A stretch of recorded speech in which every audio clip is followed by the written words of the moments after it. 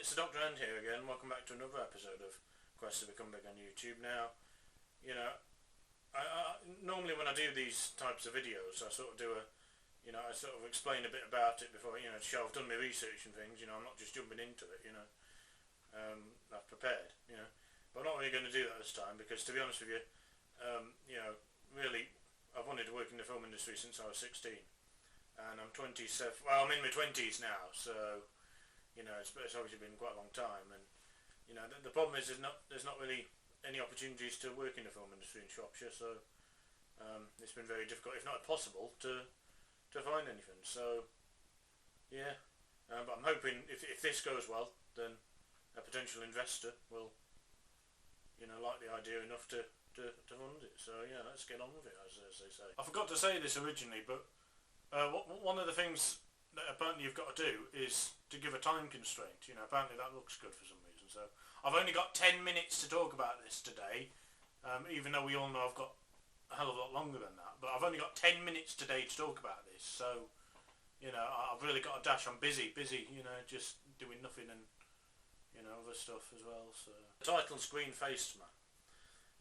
Now I thought what I'd do, rather than sort of talk about the idea, is I'd show you the clip I've done, and because I feel like if I explain the idea and then I show the clip, I'm sort of going to be repeating myself.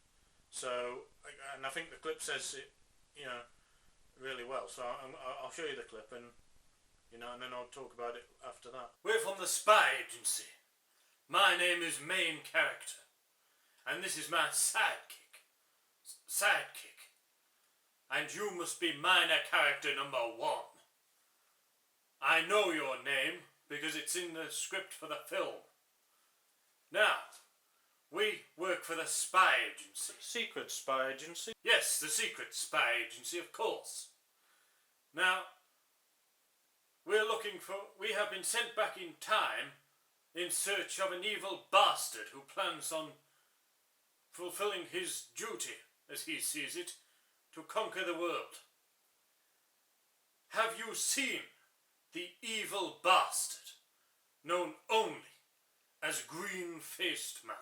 I might have seen him. What does he look like? He is a man with a green face. No, but I have seen Orange Foot Man. Oh, forget it then. Talking to you is about as much use as a boiled sock. Come along, sidekick, we're getting nowhere talking to this imbecile.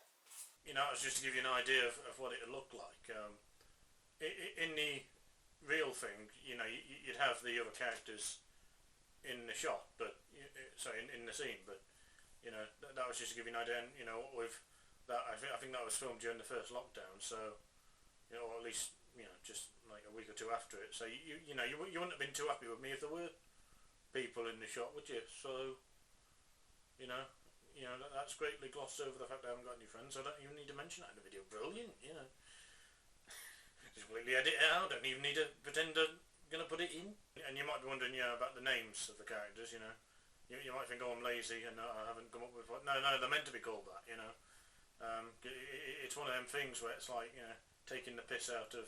The problem is that, sometimes when you watch your film, you sort of... You can't really remember what the characters were called, can you?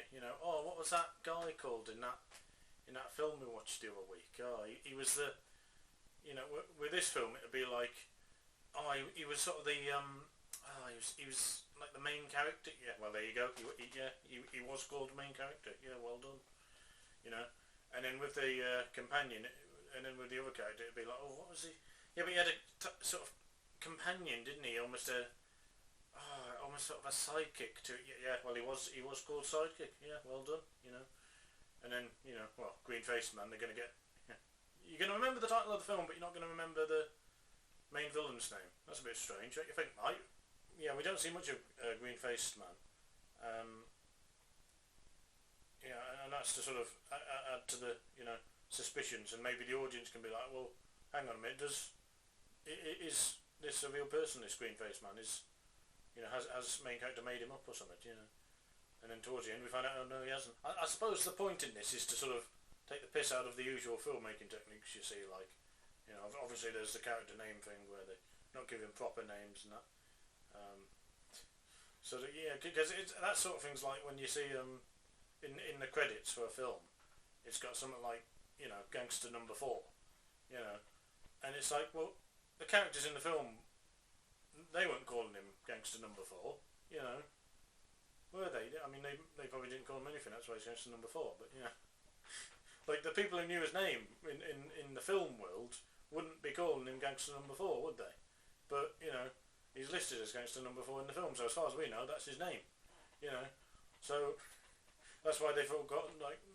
That's why I haven't bothered giving them normal names in this, because it's like, yeah, the description of the role. Like for example, when in the scene where main character goes on TV to tell people not to vote for Green Face Man at the by-election, he's interviewed by TV presenter. I suppose main influences would be sort of like Monty Python and the Holy Grail and things like that. I think I just wanted to make something really silly, and you know, when I came up with this idea originally, I was working this job that I really hated, and you know, I wasn't really getting anywhere with that, to be honest, and and I just had a recent bereavement a few months before, so I was still a bit sad about that, and you know, and I just wanted to, you know, and for some reason this idea was coming to my head about Green Face Man, where it was like, yeah, just every thought I had about it was making me laugh, so I thought, you know, I want to make this one day, this Green Face Man film, and yeah, so that's it really. The last thing I'd say is,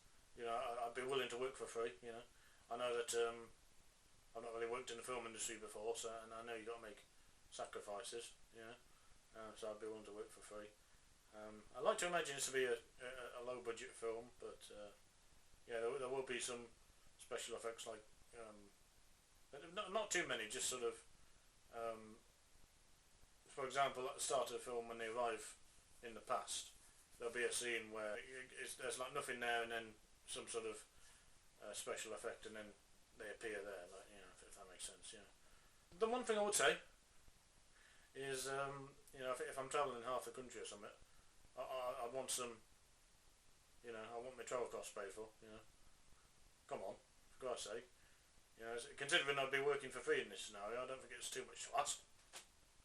You know, that's one big sacrifice I'd be making for my first film. So, you know, compromise, brilliant. You know, and you know, besides I'll take 1% of the box office anyway. Yeah, not if we get much anyway. So you know, you won't have to give much in that case. Brilliant. You know, it could be, you know, this could be quite cheap, and you know, you might say, well, you know, why should we take this chance? Well, you know, didn't you watch the clip?